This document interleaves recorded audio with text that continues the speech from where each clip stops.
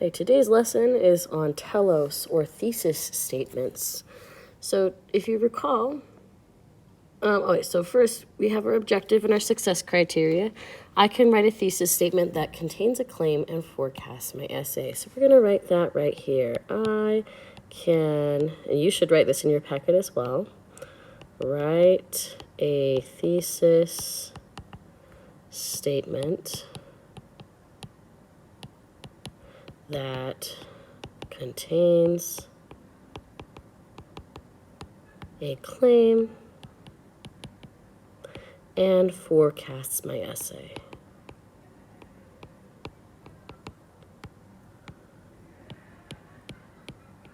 Okay, and I'll know I've got it when I check off my thesis statement with Mrs. Slaughter. So we're going to put check off thesis with Slaughter.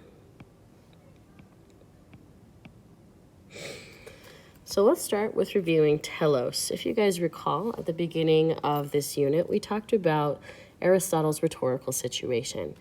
So in Aristotle's rhetorical situation, we had ethos, pathos, logos, and then we also had telos and kairos. Aristotle's purpose in making these five things and putting these five things in his rhetorical situation is to show what it takes to have an effective argument. So one of those main things is people need to know what you're arguing about. What is your purpose in your arguing? So I want you guys to circle those bolded words. Circle telos refers to the purpose of your argument. Why are you writing? You can't accomplish anything if you don't know and don't tell the audience what you want. We do this by using a thesis statement. So the thesis statement is the heart of your paper. Everything you write revolves around your thesis statement, and your goal is to prove it. Please circle your goal is to prove it. It should have two parts, your claim, please circle claim, and a roadmap of your essay, circle roadmap. So what exactly are you arguing? Make sure your claim can pass. We've talked about these before, but your claim should be provable. We'll write that. It should be assertive. And it should be specific. If your claim is provable, you're going to use because to show, by giving specific provable reasons, how you're going to prove your thesis. Next, assertive, including the word should. Make sure that you're telling us what you want. And last, specific. Who should do what? The more specific you are about who and what, the better your argument, because you can focus on a specific audience and try to get them to do a specific action. So next, let's talk about the roadmap. So give an outline of exactly what you will talk about in your essay. In this class, we'll focus on having three main points: the thesis, and then, so what you're doing in your thesis, you say, okay, this is going to be my main point 1, my main point 2, and my main point 3. And then this is the map of your essay: thesis, main point 1, 2, and 3, and then wrap it up with a nice conclusion.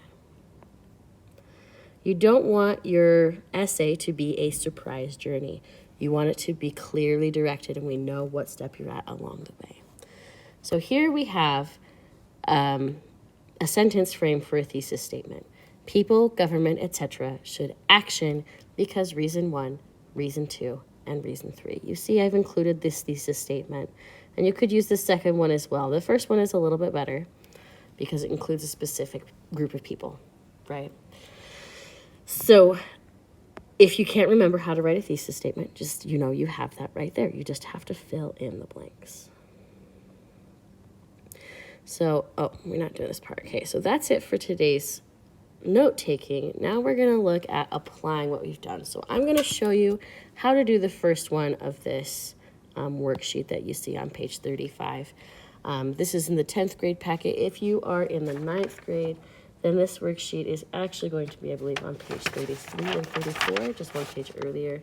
Just some of the articles were a different length, so they're a little bit different. But yes.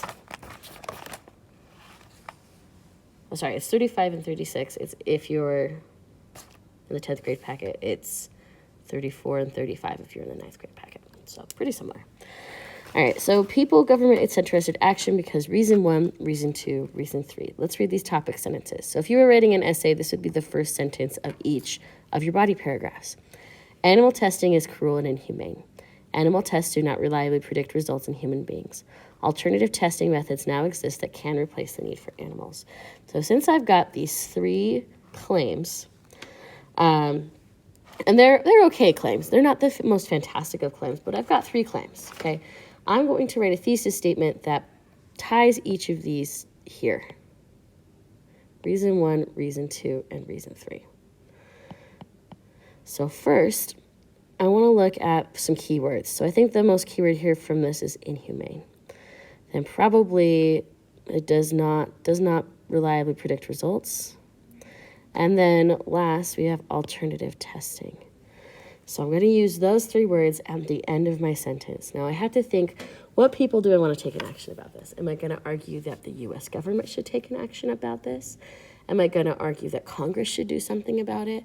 Am I going to argue that companies should do something about it? Or am I going to argue that everyone, the consumer, should do something about this? So I think I'm going to argue that the consumer should do something about it. So I'm going to say consumers, that's people who buy things, should not buy from companies. Oh, I promise I can spell from. From companies that test products on animals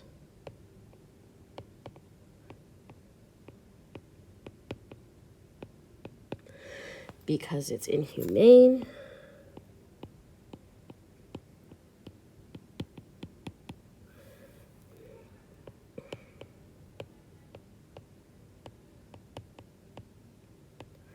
unreliable,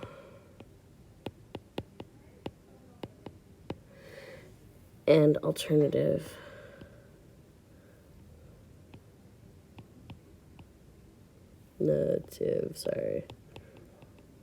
methods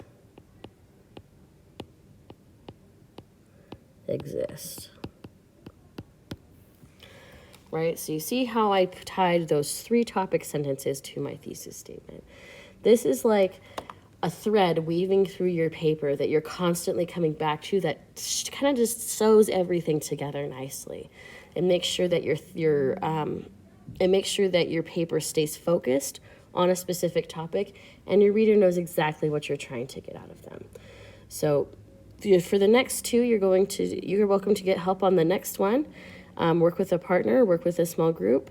And then for the last one, I want you to do it on your own. You see down here, it says my main points in my thesis. What you're going to do for this is you're going to go back, flip through your packet till you get to the, went too far, the my claims page. So you see right here,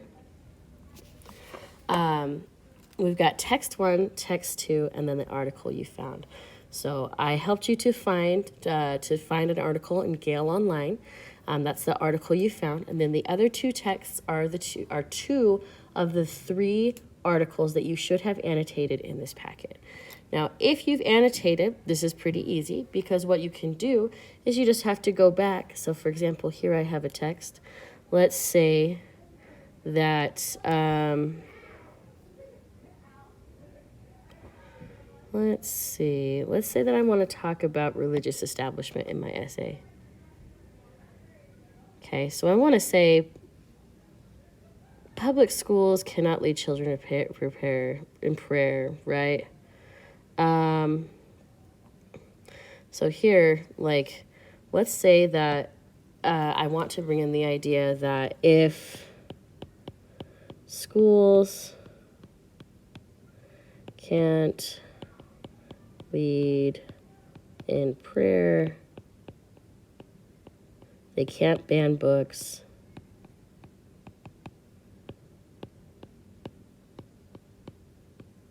on personal beliefs.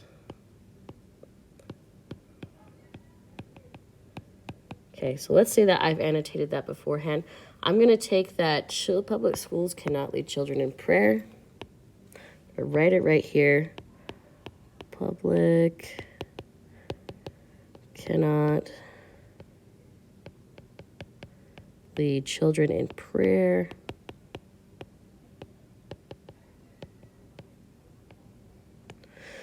And then my interpretation of that was what I wrote in the margin, right? Can't lead prayers, can't ban books.